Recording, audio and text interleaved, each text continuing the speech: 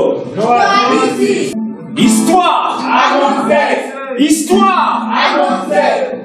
Voir pour avancer.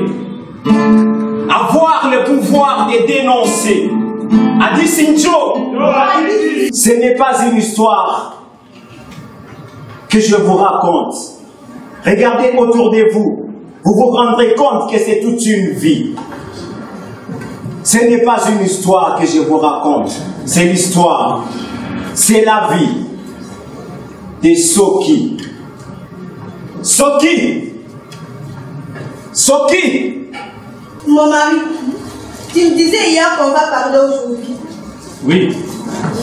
Mets-toi à genoux pour me parler. Tu ne peux pas me parler en état debout. Mon mari, tu sais très bien que ça fait 7 mois que je suis enceinte. Et je n'ai pas encore fait la CPN ni l'échographie. En plus de cela, notre enfant n'a pas de lait. Qu'en pense-t-il, mon papa chéri? Tu penses que tous ces gens, ils ont fait des CPN? Tu veux encore me soutirer de l'argent, c'est ça? Qu'est-ce que moi j'ai à voir avec des histoires de CPN? Et c'est quoi les histoires de CPN d'ailleurs? Nous, à l'époque, on n'avait pas des histoires de CPN. Ça vient aujourd'hui, ces histoires. Arrête de m'embêter avec des histoires de CPN, allez me chercher à manger. Allez! On a surnommé notre pièce de théâtre Sema, Mwanamuke Simama na Usema. On parlait d'une femme qui est maltraitée par son mari et qui n'a pas le droit de parler. Elle n'a pas le droit d'aller dire à sa mère qu'elle est maltraitée. Elle est obligée de garder silence parce que c'est ça la coutume en fait. Elle est condamnée dans la traduction. Mwanamuke avumilie. Mateso yake aikalie. Magumu yake ailalie. Ikadumu aite shangazi yake babiongeleye. Inje njo bisitokeye. Bajirani basisikie. Basikuye bamuchekeleye. Je remercie d'abord personnellement Actionnet pour cet accompagnement parce que grâce à eux, on a pu réaliser un grand projet qu'on ne pensait pas vraiment réaliser et ils nous ont donné la possibilité de démontrer notre travail au public parce que c'est ce qu'un artiste veut.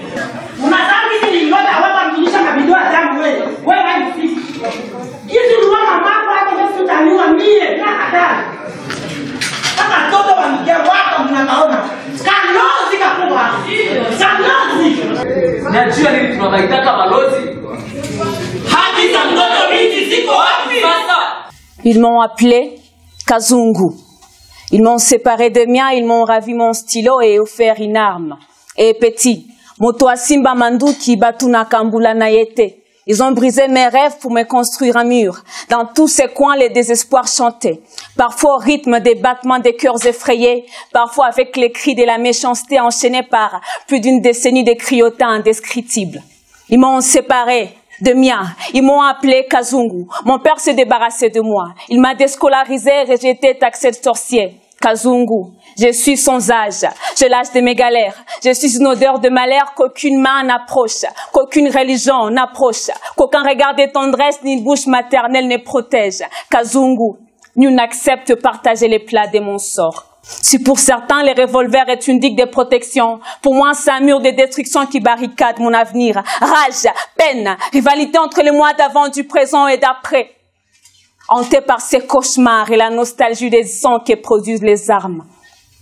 Mais ils m'ont donné une arme pour m'interdire d'aimer. Ils m'ont confié une arme pour m'empêcher de rêver. Sila nikibambazi nanizuia kuona matumaini. Sila nikibambazi nanizuia kurudi shuleni. Sila nikibambazi. Merci. Ukishikashika kupapasa kweli mimi sijui hangena mimi nitakuwa mimi hangena mie hangena mie wewe baba.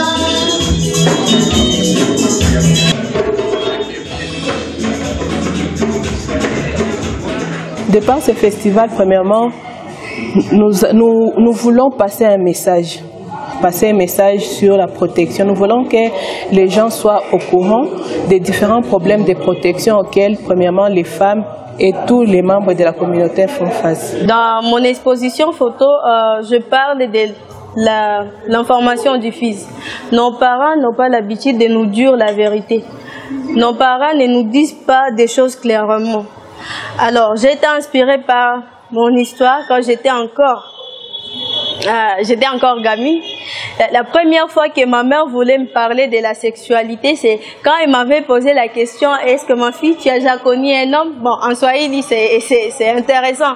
Elle m'avait dit, alors, moi, je peux te demander, donc, on vit avec eux. Alors, il fallait qu'il y ait des bajoues encore plus. Alors, c'était un peu bizarre et puis elle ne voulait pas me donner beaucoup plus d'explications par rapport à ça. Ça m'a vraiment beaucoup inspiré parce que tout ce que les parents considèrent comme un sujet tabou, c'est en fait un danger pour notre société. C'est un danger pour la croissance de ces jeunes filles qui ne savent rien sur tout ce qui se passe autour d'eux, surtout sur leur corps. ActionAid nous a aidés à exprimer nos émotions à travers nos différentes œuvres artistiques.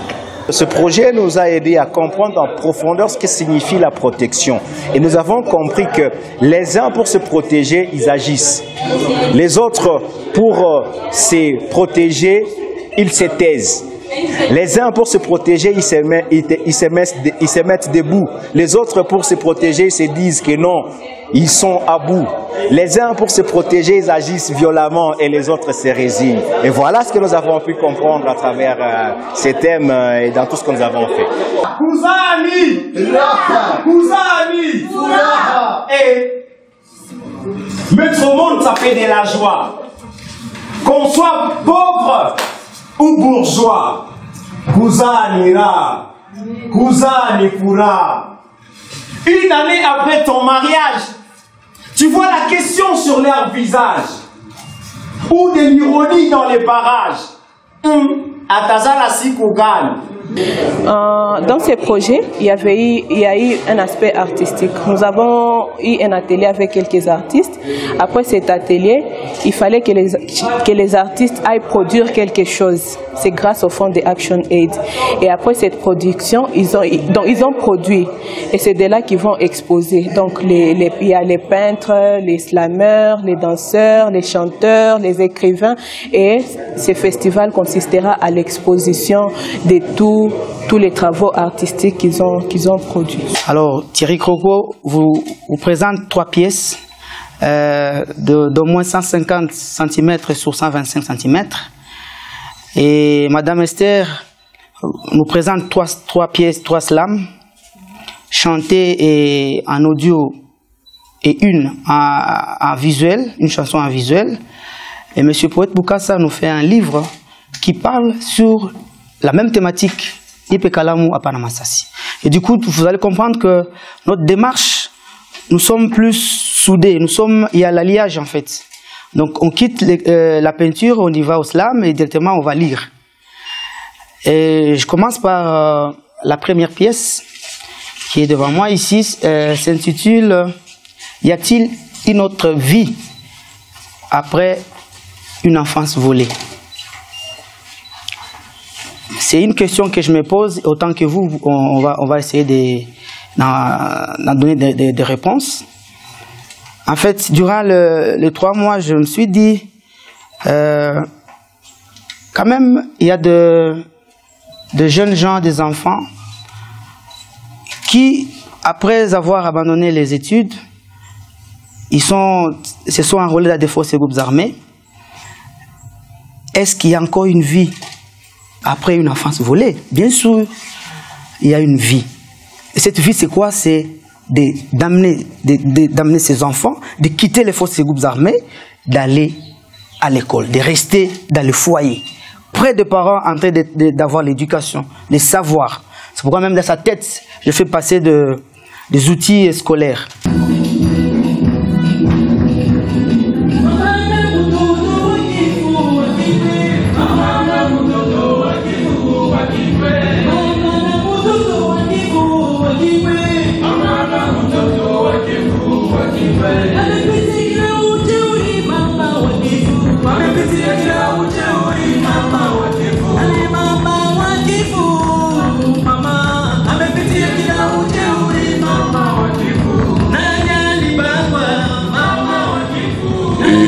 Caribou.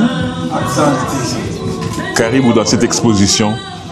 Caribou dans ses livres. D'emblée, je commencerai par vous dire que protéger, c'est pérenniser la beauté de notre univers. Protéger, c'est tenter de fixer dans la mémoire collective les valeurs de notre société, les valeurs de notre humanisme.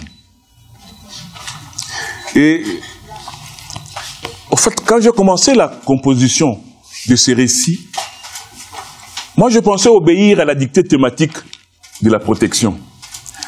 Mais quand j'ai continué dans le méandre de l'écriture, je suis arrivé à constater ceci. Protéger, c'est un acte d'engagement. Un acte d'engagement qui nous oriente vers des défis de notre société. Le premier défi, s'il faut protéger, ce sont les coutumes. Je vous donne cet exemple dans ces livres. Chez nous, la femme, la fille plutôt, lorsqu'elle tombe enceinte et qu'elle est dans les mêmes situations qu'un garçon, dans la même classe, la fille ne va pas continuer à étudier dans la salle. Elle est chassée. Le garçon, lui, il reste. Il étudie là-bas. Alors, rentrons maintenant dans notre famille. Les coutumes ne tolèrent pas une fille enceinte qu'elle puisse rester là-bas. On va lui dire, quitte, va chez ton mari. N'est-ce pas? Alors, si nous voulons protéger la valeur de cette fille, il nous faudrait un combat intense pour défier cette coutume. Si les garçons restent à l'école, que la fille aussi reste à l'école. N'est-ce pas? Oui. Si les garçons restent chez lui à la maison, on les tolère. Mais que la fille aussi reste, qu'elle puisse se mettre au monde.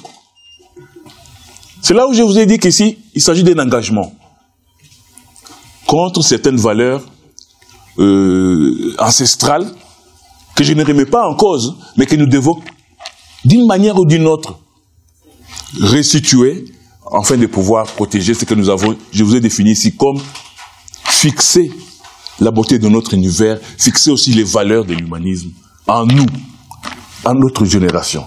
En fait, mon œuvre peut aider aussi au développement de notre pays. Parce qu'on ne peut pas parler du développement, ce qui est le changement de mentalité, bien sûr. Alors moi, je pense que ces photos vont vraiment aider la société à changer la mentalité, de dire que la femme ne peut pas parler, la femme doit être soumise, bien sûr, elle doit être soumise, mais cela n'empêche pas qu'elle puisse se défendre face à des atrocités qu'elle nécessite d'avoir tous les jours. Mon rôle sur ce projet de recherche a été de sauver ou bien protéger en fait la dignité de ces gens-là qui font des petits boulots, malheureusement c'est comme ça comme on l'appelle, alors que ce sont des gens qui nous aident dans notre vie de chaque jour, ce sont des gens qui nous viennent en aide. Bien sûr, on paye ce service-là, mais en regardant un peu tout ce que ça a comme impact, que ce soit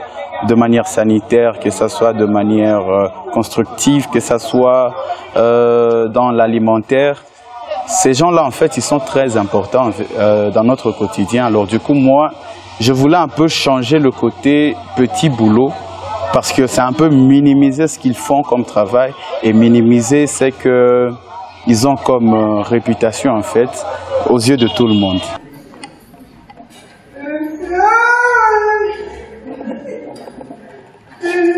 Non mais c'est pas possible. Ça c'est quelle manière de venir à l'audience? Voilà ce genre d'avocat que je m'apprête à traîner devant le conseil de l'ordre. Conseil de l'ordre, allez. Moi, il y a quelque chose qui m'écoeure. Maintenant que les avocats, le prêtre et le médecin, ils sont convaincus que pour faire leur métier, il faut être en robe. Désolé, dans le jour qui vient, les avocats seront en culotte et bottines en train de défendre leurs clients comme comme les joueurs de football. Et la loi, ce n'est pas dans le look, c'est dans la tête.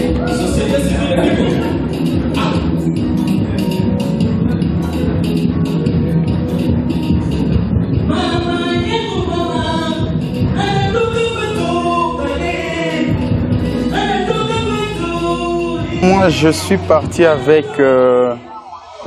avec une autre approche. Je les ai transformés en super-héros. En super-héros, pourquoi? Moi, je me dis, c'est difficile de changer une nouvelle, du moins la génération actuelle.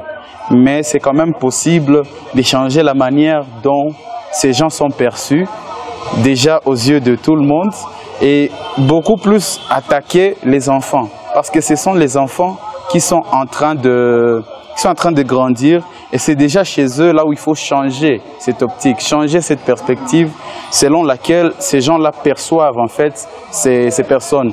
Alors du coup, j'ai voulu utiliser l'approche des super-héros pour attirer beaucoup plus de l'attention des enfants, bien sûr de leurs parents aussi, mais également essayer d'éduquer à travers ça.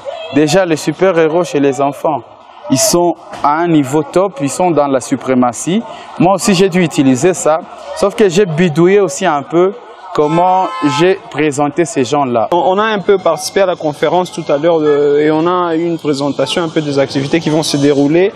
Et on a aussi parlé des thématiques et au fait de comment est-ce qu'on est arrivé à isoler des thèmes sur lesquels déjà des artistes pouvaient travailler pendant le festival et qu'on aura à nous présenter tout à l'heure. Donc, on a essayé de nous présenter un peu ce serait quoi le festival en termes de prestations ici à Goma et nous faire comprendre le contexte. Déjà, on vient de voir une exposition d'un de nos frères photographes qui est à caractère documentaire, mais où il a essayé un peu de mettre un peu de fiction pour faire rencontrer l'homme de tous les jours.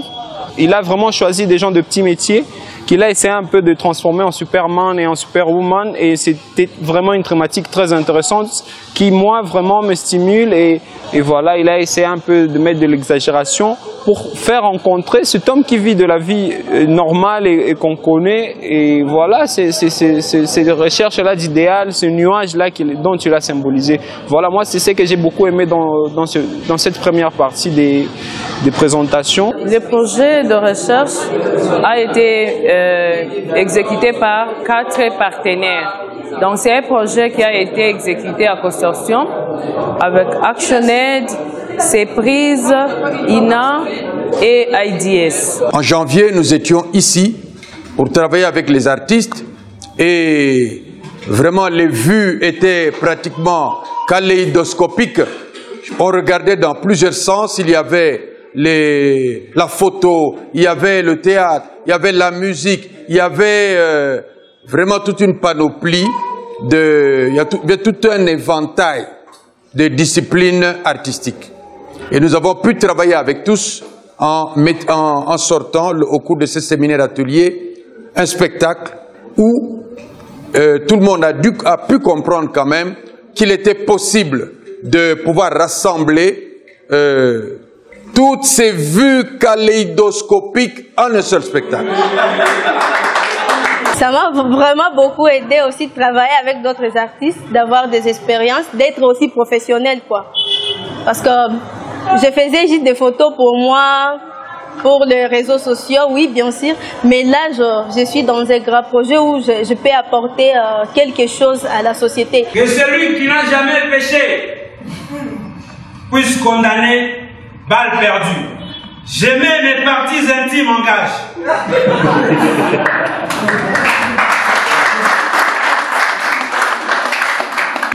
Votre honneur,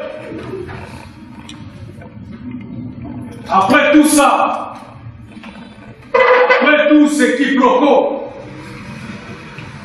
nous ne doutons pas que vous vous poserez finalement la question, lorsque vous allez vous retirer dans les secrets des délibérés, qui est finalement coupable?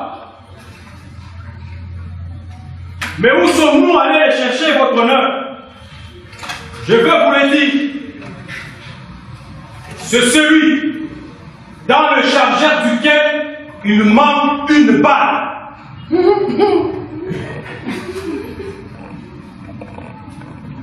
ce dernier, qu'il soit détenteur légal ou illégal d'armes.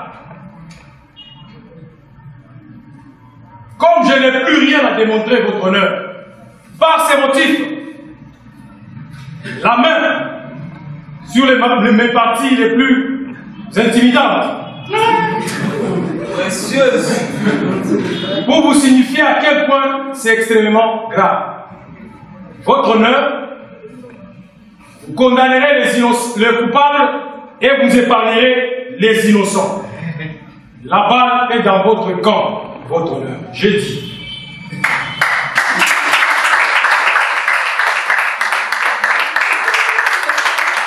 Après la présentation des résultats au niveau provincial, au nord et au sud Kivu, nous prévoyons un autre atelier au niveau national où nous allons présenter les résultats au niveau national devant les gouvernements et les différents bailleurs ainsi que les autres partenaires. Je pense que si les activités vont continuer, si on menait des actions par rapport à ces résultats, les recherches peuvent amener quelques changements par rapport à la vie que les femmes mènent aujourd'hui. Surtout que les femmes dans notre territoire sont marginalisées à tous les niveaux.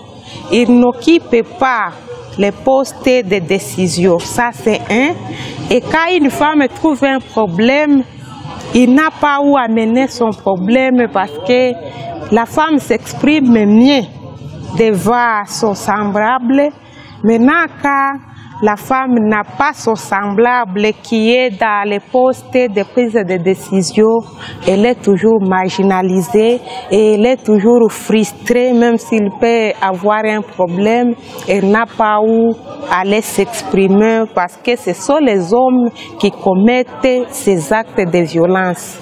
Maintenant, elles se sont qu'on va se plaindre. Vous voyez que pour la femme, c'est un peu maintenant difficile. Si l'actionnaire peut plaider à ce que la femme occupe aussi sur les postes de prise de décision, là, ça peut très avantager la femme. Je peux recommander directement à l'actionnaire de continuer comme on a eu les résultats des recherches. Nous les recommandons de prévoir aussi les actions à mener pour que les incidents de protection dans tous les territoires du Nord Kivu soient aussi éradiqués. Voir pour avancer, avoir le pouvoir de dénoncer. Adi Sinjo, Adi Sinjo Siskiye.